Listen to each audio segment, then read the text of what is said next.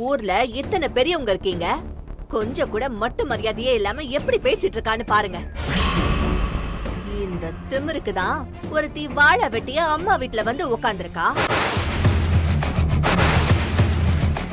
இன்னொருத்தி என்னடானா எவ்வளோ பெரிய வீட்டுக்கு வாக்கப்பட்டு போயும் பாருங்க, இன்னைக்கு கொலகாரின்னு பேர் எடுத்து அந்த குடும்பத்தை பார்த்து ஊரையே கை கொட்டி சிரிக்க வச்சுட்டா. அது மட்டும் இல்லங்க, அவ இங்க இருந்தானா இந்த ஊருக்கே கெட்ட பேரு தான். டிவி பேப்பர்னு மொத்தமா அசிங்கப்பட்டு போச்சு இந்த ஊரு. இதுல முக்கியமான விஷயம் என்னன்னா, சக்தி தான் கொலை பண்ணான்னு இந்த ஊருக்கே தெரியும். ஆனா பாருங்க, புருஷனை போய் சரணடைன்னு தூண்டி விட்டுட்டு அவ காரியத்தை அவ சாதிச்சுக்கிட்டா. எவ்வளவு சாமர்த்தியம் பாத்தீங்களா அவளுக்கு? இதெல்லாம் நாம எங்க போய் சொல்றது? இவங்க வீட்டுல பொண்ணு எடுத்தவங்களே இவங்க வேண்டான்னு பிராது கொடுத்திருக்காங்க. இத பாருங்க, நீங்க நல்லா விசாரிச்சு ஒரு கட்டுப்பாட்டுக்குள்ள கொண்டு வரணும்னு நான் சபையில கேட்டுக்கிறேன். அவ்வளவுதான். குடும்பத்தையே ஒதுக்கி வைக்க போறீங்களா, இல்ல அந்த பொண்ண ரங்கநாயகி அம்மா வீட்டுக்கு போக விடாம நீங்க கட்டுப்பாடு போட போறீங்களா, இல்ல இந்த மீனாட்சி குடும்பமே இந்த ஊர்லயே இருக்க கூடாதுன்னு நீங்க சொல்ல போறீங்களா? நீங்கெல்லாம் எது செஞ்சா சரி வருமோ அத நீங்க பஞ்சாயத்துக்காரங்களா சேர்ந்து முடிவு பண்ணுங்க. நாங்க அதுக்கு கட்டுப்படுறோம். என்னங்க நான் சொல்றது?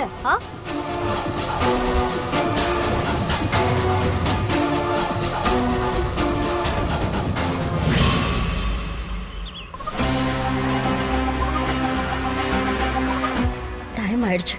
பூஜா கிளம்புனாலா இல்லையான்னு தெரியல. அத்தை ரெடி தான், போலாமா? போலாமா?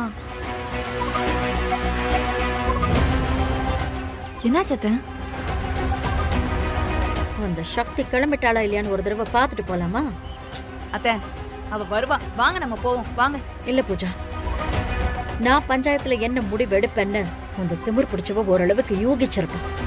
அதான் அங்க வராம இருந்துருவாளோன்னு தோணிட்டே இருக்க. இரு, போய் பார்த்துட்டே போயிடலாம்.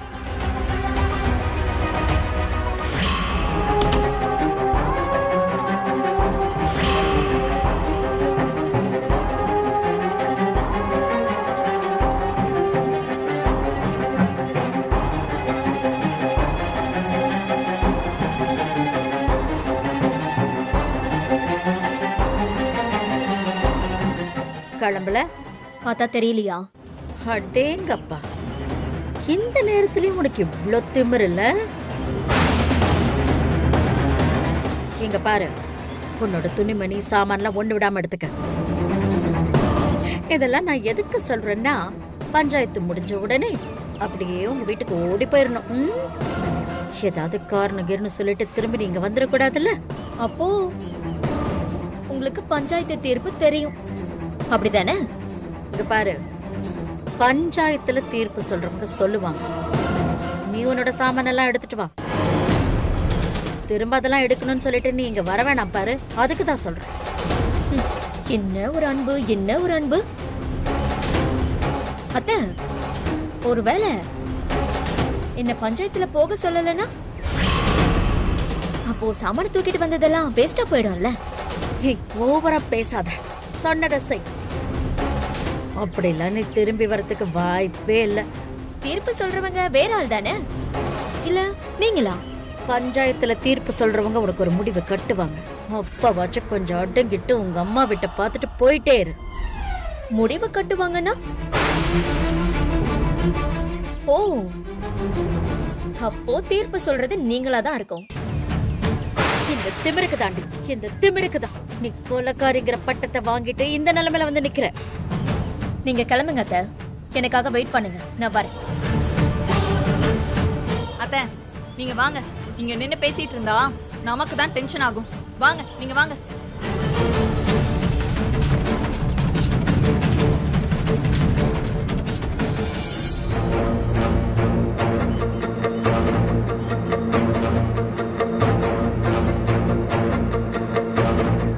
அத்தை, மாமாவும் பஞ்சாயத்துக்கு தான் வராருன்னு நினைக்கிறேன். வராரான்னு கேளு. மாமா, பஞ்சாயத்துக்கு நீங்க வரீங்களா? நீங்க போங்க, நான் வரேன். எல்லாம் என் தலை எழுத்து. புருஷனை எதிரியா இருந்தா நான் என்ன பண்றது? என் மகன் யாருக்காக ஜெயில கொலைகாரங்கிற பட்டம் வாங்கினானோ அவளுக்கு போய் சப்போர்ட் பண்ணிட்டு உட்கார்ந்துட்டு இருக்காரு.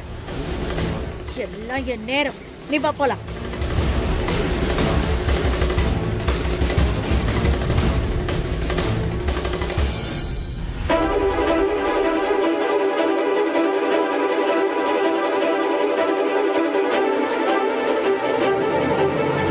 என்னங்க பேசிக்கிட்டே இருக்கீங்க? சீக்கிரம் பார்த்து ஒரு முடிவை சொல்லுங்க. எல்லாரும் வரணும்னு பார்த்துட்டுலாம் இருக்க முடியாது.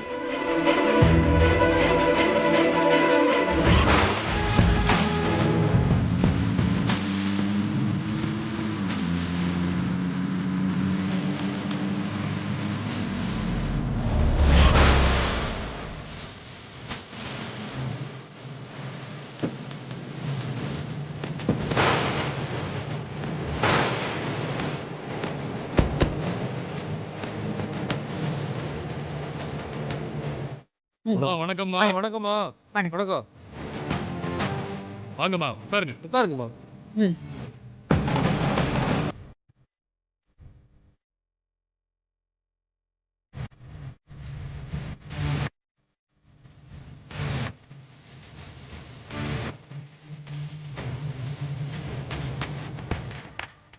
எங்க அந்த சக்தி? அவ வரல?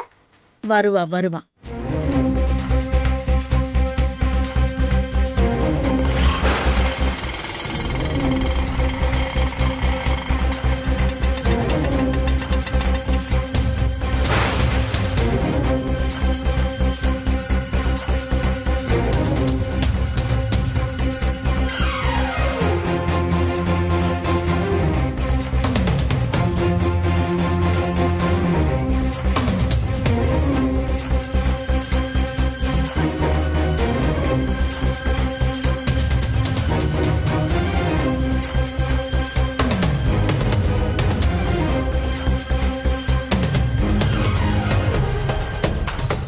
சரி, என்ன பிராதெல்லாம் ஏற்கனவே சொல்லியாச்சா இல்ல இனிமே தானா?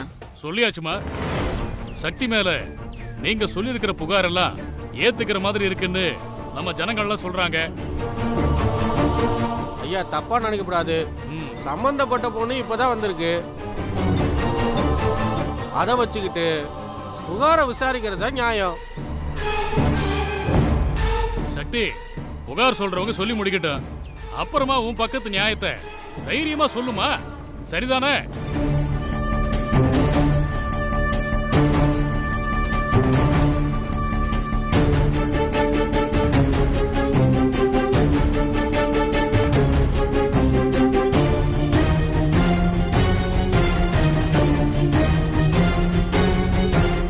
இவ்ளோ தூரம் எல்லாரும் சொல்றோமே, எப்படி நின்னுட்டு இருக்கா பாருங்க அந்த சக்தி. அதுக்கு பேரு திமிரானே எனக்கு தெரியல. ஏய், இது திமிர் இல்ல. இவங்க சொன்னது எதையுமே நான் செய்யல. தப்பு செஞ்சாதானே கூனி குறுகி நிக்கணும். தப்பு செய்யலன்னு காட்டுறது கூட இப்படி நிக்கலாம்ல. சரி, அதை விடு. வெற்றி உன்னை வெளியே எடுக்கிறதுக்காக அவன் உள்ள போயிருக்கான்ல, அது கூட உன்னை கஷ்டப்படுத்தலங்கிறியா? வெற்றி எனக்காக தான் அவன் கொலையை செஞ்சதா சொல்லி உள்ள போயிருக்கான்னு எல்லாருக்குமே தெரியும். அவன் சீக்கிரமே வெளியில வந்துருவான். அவன் வந்த பிறகு இந்த பஞ்சாயத்தை நடத்த வேண்டியதானே? நடத்த மாட்டீங்க. ஏன்னா உங்களை நார் நாரா கிழிச்சு வெட்டி தொங்க விட்டுருவான். ஆமா ஆமா, நீ பயந்துட்டு தானே இப்படி எல்லாம் பேசுற? நீ சொத்துக்காக தானடி என் பையனையே கல்யாணம் பண்ணிக்கிட்ட. உன்னை அறுத்து விட்டுட்டா இனிமே அதுவும் நடக்காதுல்ல. இது சொத்துக்காக எங்க அக்கா கல்யாணம் பண்ணாளா? நீங்க இப்படி எல்லாம் பேசினா அந்த கடவுளுக்கே அடுக்காது. என்ன என்ன கடவுளுக்கே அடுக்காது? ஒரு அப்பாவி பொண்ணு அவ கல்யாணத்தை நிறுத்திட்டு அவளை நீங்க கொலையும் பண்ணிட்டு என்னெல்லாம் நாடகம் ஆடுறீங்கடி? இந்த மாதிரி அடுத்தவங்களுக்கு தொல்லை கொடுக்காம குடும்பமா மெஸ் நடத்திட்டு போய் தொலைய வேண்டியதானே? ஏன் எங்க எல்லார் வாழ்க்கையிலயும் வந்து தொலைறீங்கங்கற?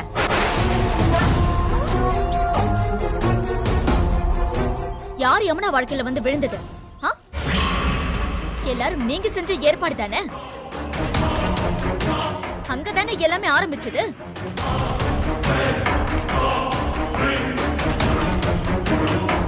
கார்த்திக் சரி அவளையும் வாழ விட்டுருந்தா இந்த பிரச்சனையே இருந்திருக்காதல்ல. சக்தி, கொஞ்சம் பேசாம இருக்கியாமா? பொண்டாட்டி சரியில்லைன்னா ஒரு ஆம்பளை அப்படிதான் இருப்பான். சரி, அவன் சரியில்லைன்னு தெரியலனா அப்ப என்ன செஞ்சிருக்கணும்?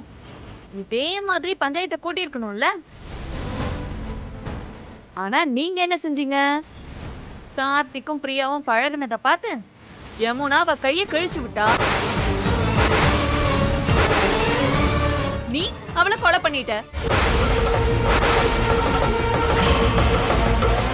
யாரு? நானா? நானா பிரியா கைய கிழிச்சேன்? ஆமா, பின்ன யாரு? நானா? நல்லவங்க மாதிரி ஒண்ணும் நடிக்கலாம் வேண்டாம், சரியா? கடவுளே, இந்த மாதிரி பேச்செல்லாம் கேட்கறதுக்காக என்ன உயிரோட வச்சிருக்க.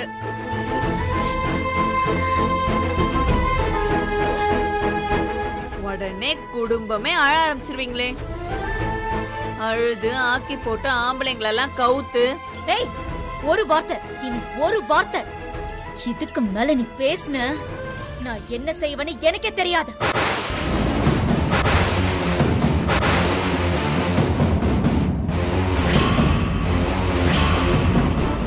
அம்மா சக்தி, நீ பாட்டுக்கு என்னென்னமோ பேசிட்டு இருக்கிற? இவங்க சொல்றதுக்கு உன் தரப்புல என்ன சொல்ற? இவங்க கேட்கறதுக்கு மேல பதில் சொல்லுமா? சக்தி, உன்னை தாம்மா கேக்குறாங்க, வாயை திறந்து சொல்லுமா.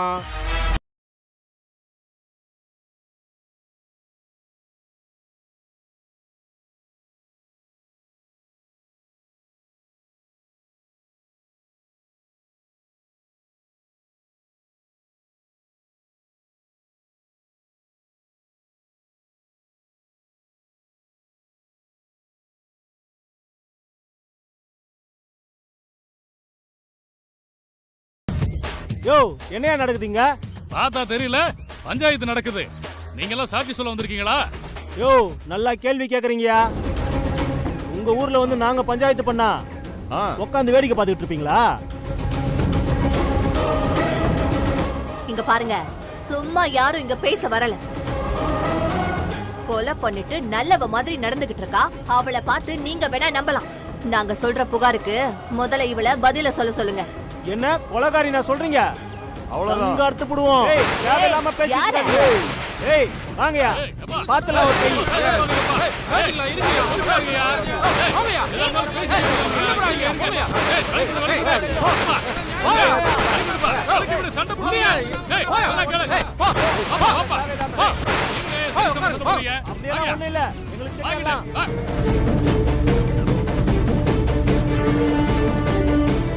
மீனாட்சி அம்மா பொண்ணுங்க யாரு எப்படின்னு எங்களுக்கு நல்லா தெரியும். புகார் கொடுத்துருக்காங்களாம், புகார். யோ, எங்க ஊர் பஞ்சாயத்தை தீக்க நீங்க யாரியா? அதுவும் எங்க மீனாட்சி அம்மா பொண்ணை பத்தி எங்க ஊர்லயே வந்து பேசுறீங்களா? இதுக்கு இங்க எவனுக்குமே அருகதை கிடையாது, தெரியுமா?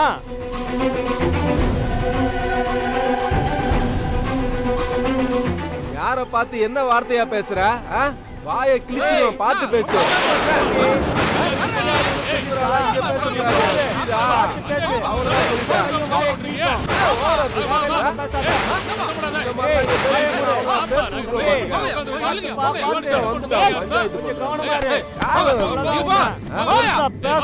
பஞ்சாயத்து நினைச்சீங்களா? என்ன நினைச்சீங்க?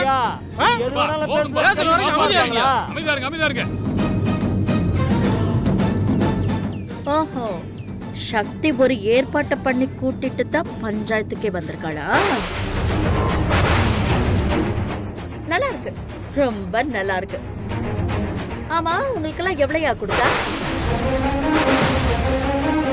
ஏம்மா இது காசு பணத்துக்கு வந்த கூட்டம் இல்ல. எங்க மீனாட்சி அம்மா பொண்ணுங்களுக்கு ஏதாவது ஒண்ணுனா ஊரே ஒண்ணு கூடும். நீங்க வாயை மூடுங்க.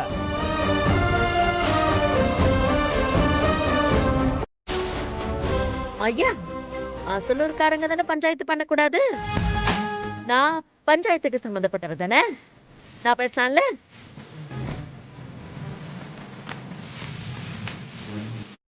இந்த சக்தி என் மருமகதாயா. ஆனா அதுக்காக ஊர் முன்னாடி நான் என்ன பொய்யா சொல்ல முடியும்? பிரியாங்கிற பொண்ணை கொலை பண்ணிட்டு வந்து நிக்கிறா. ஏமா, யார பார்த்து என்ன பேச்சு பேசுறீங்க? சக்தி கொலை செஞ்சதா நீங்க பாத்தீங்களா நேர்ல? அப்படியே சக்தியே கொலை பண்ணிருந்தாலும் அந்த கொலையை நான் தான் பண்ணேன்னு தைரியமா ஒத்துக்குவா. அதான் மீனாட்சி அம்மாவோட வளர்ப்பு.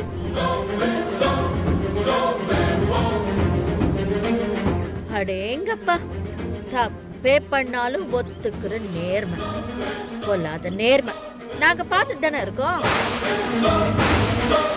அம்மா, மீனாட்சி அம்மாவை பத்தி குறை சொல்லாதீங்க. நீங்க சம்பந்தின்னா எது வேணாலும் பேசுவீங்களா? யோ, பஞ்சாயத்துக்கு வந்த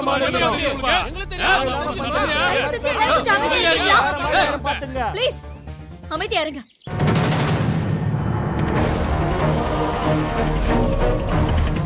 யாரு நம்புனாலும் நம்பலனாலும் பரவாயில்ல. சபைக்கு முன்னாடி நான் சொல்லணும்னு நினைக்கிறத சொல்லிடுறேன். நானும் என் புருஷனும் இவங்க சொல்ற அந்த கொலைய சத்தியமா நிச்சயமா பண்ணல.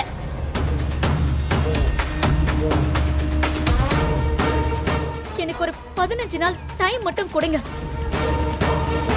நான் நிரூபிச்சு காட்டுறேன்.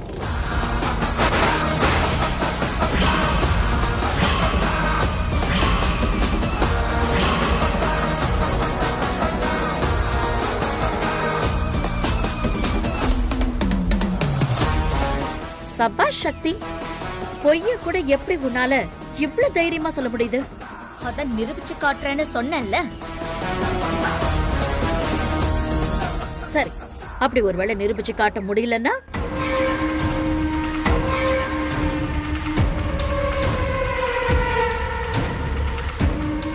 நீ வெற்றியை விட்டு நிரந்தரமா போயிடுவியா?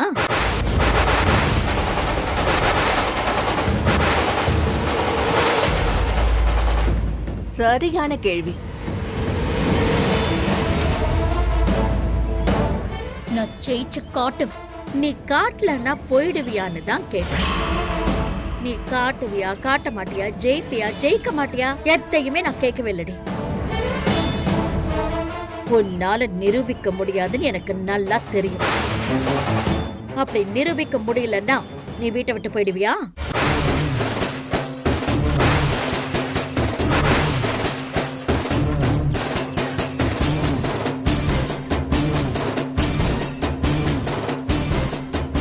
போயிடுவேன். சக்தி,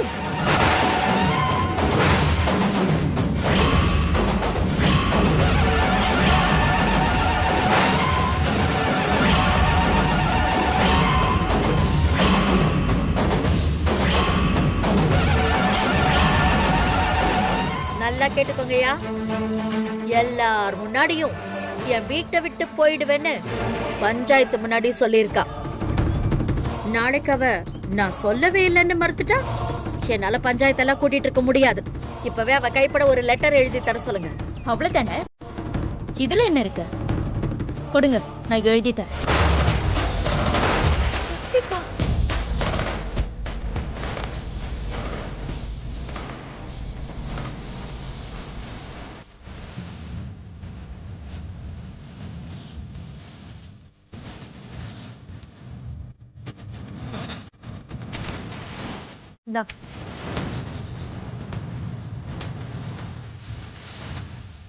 ஏமா, எழுதி கொடுக்கணும்னு என்னமா இருக்கு? முடியாதுன்னு சொல்லுமா. ஆதாரம் கிடைக்கிறதுக்கு 15 நாளுக்கு ஒரு நாள் முன்ன பின்ன கூட ஆகலாம். அதுக்காக புருஷன் விட்டு வந்துட முடியுமா?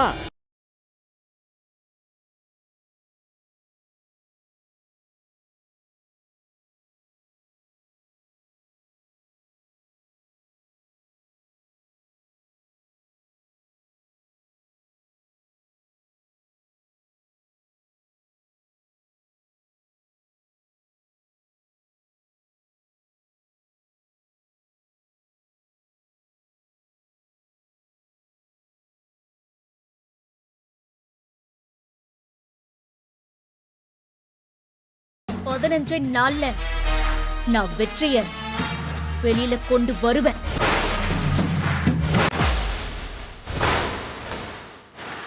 கூடவே உண்மையான குற்றவாளி யாருன்னு போலீஸ் கண்டுபிடிக்கிறாங்களோ இல்லையோ, நான் கண்டுபிடிச்சு சட்டத்துக்கு முன்னாடி அவங்கள கொண்டு போய் நிறுத்து.